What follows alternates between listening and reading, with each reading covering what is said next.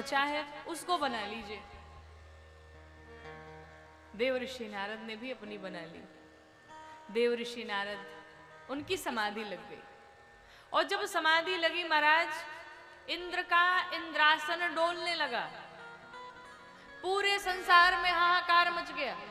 अच्छा, इंद्रदेव क्यों परेशान हो जाते हैं? वो इसलिए परेशान हो जाते हैं क्योंकि उनको डर रहता है मेरी कुर्सी छिन न जाए।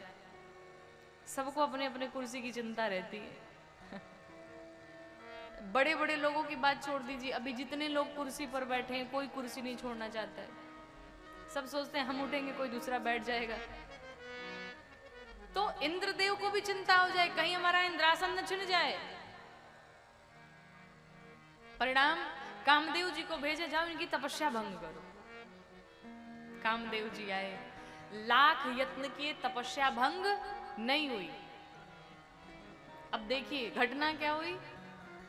पूरा प्रयत्न कर लिया कामदेव जी ने, तपस्या भंग नहीं हुई, लेकिन कामदेव जी जैसे ही थक हार करके पांव में पड़ गए, प्रणाम कर लिए, तपस्या भंग हो गई, देवर्षि नारद की समाधि टूट गई। मतलब ये जो प्रणाम है ना, ये बहुत खतरनाक है,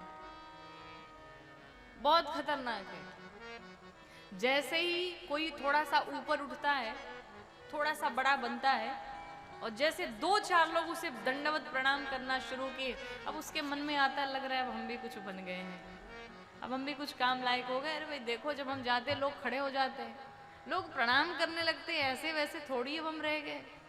और यही बात हमें आगे नहीं बढ़ने देती। सामने वाला प्रणाम करे ना, तो आप भी प्रणाम कर लीजिए, उससे अहंकार मेंटेन रहेगा, बढ़ेगा नहीं। प्रणाम से बचना चाहिए।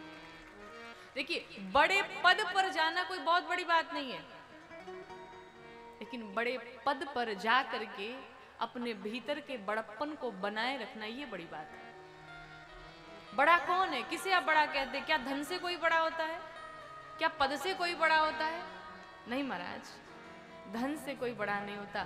धन तो एक वैश्या के पास भी होता है, वो भी कमा लेती है बहुत, लेकिन बड़ा वो है जिसके सामने एक छोटा से छोटा व्यक्ति आए और वो भी अपने आप को बड़ा महसूस करने लगे, वही बड़ा व्यक्ति है।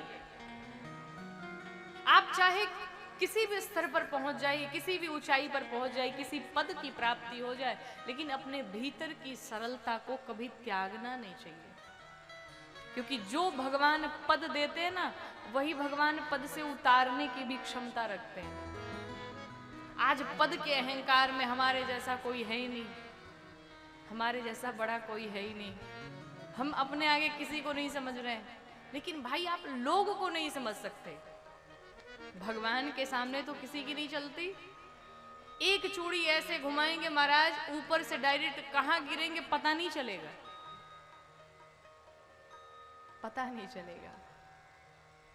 देव ऋषि नारद की समाधि टूट गई, और जब समाधि टूटी, देखा चरणों में कामदेव जी पड़े हुए हैं। कामदेव जी को क्षमा करके देव ऋषि नारद ने भेजा। अब जाने के बाद मन में विचार आया, हमने तो काम को परास्त कर दिया, हमने क्रोध पर विजय प्राप्त कर ली। यही कामदेव भगवान शंकर के भी पास गए थे, लेकिन बाबा को क्रोध पे कंट्रोल नहीं हुआ, जला के भस्म कर दिए थे। और मुझे देखो, मैं कितना बड़ा, मतलब मैं भगवान शंकर से भी बड़ा हो चुका हूं। मन में अहंकार आया, और जैसे अहंकार आया, देवर्षि नारद ने सोचा चल के सबसे पहले बाबा को ही ये खबर दे, अपने जो एंटी हैं उन्हीं को खबर दे। भगवान शंकर के पास गए, बाबा ने पूछा सरकार कहाँ थे आप? देवर्षि नारद ने कहा सरकार क्या बताएं, हमने काम को जीत लिया, आपने तो जला दिया था ना, हमने जीत लिया, क्रोध पर विजय प्राप्त कर ली। भगवान शंकर भी विचार करने लगे, देवर्षि नारद आते थे तो राम कथा सुनाते थे, और आज इन्हें क्या हो गया, ये काम कथा सुनाने लगे, बड़ी विडंबना है।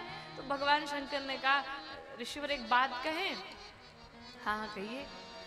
जो बात आपने हमसे कही है ना, ये बात जाकर के भगवान नारायण से मत कहिएगा।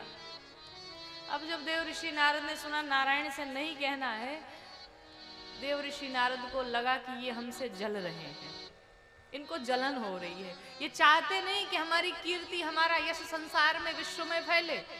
और अक्सर यही होता है सबके साथ। आप अगर किसी को किसी चीज के लिए मना कर दे, अच्छी एडवाइस दे दे, तो सामने वाले को लगता है आप जितना मना करेंगे वो उतना ही बताएगा। इसलिए फ्री की एडवाइस भी नहीं देनी चाहिए। देव ऋषि नारद ने सोचा चल के मैं तुरंत बताता हूँ भगवान को। मन में सोचे जा रहे हैं, ऐसा होता जाते जाते भगवान पूछ लेते कि बाबा कहाँ थे आप, तो हम अपनी बात कह देते। तो भगवान नारायण तो लीलाधारी, जैसे देव ऋषि नारद गए, भगवान नारायण अपने स्थान पर से उठ करके आए देव ऋषि नारद का स्वागत करने। अब ये तो वही बात हो गई, एक साधारण कोई व्यक्ति हो और सामने से प्रधानमंत्री जी आए स्वागत करने, अरे कैसे हैं आप, तब घमंड तो बढ़ेगा। अरे बताओ हम इतने बड़े हो गए, लग रहा है कि इनसे भी बड़े हो गए, ये मेरा स्वागत करने के लिए आ रहे हैं।